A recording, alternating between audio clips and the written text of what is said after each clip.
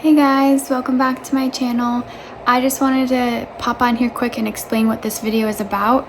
I own two businesses, and so I'm really busy and I have a lot of work to do, and I just thought I'd spend a day or a morning mainly to just kind of like bake and do stuff that I love, and I love to like try new things, as well as like homemade recipes are like another thing I like to do. Just like something simple like bread, but just make it homemade.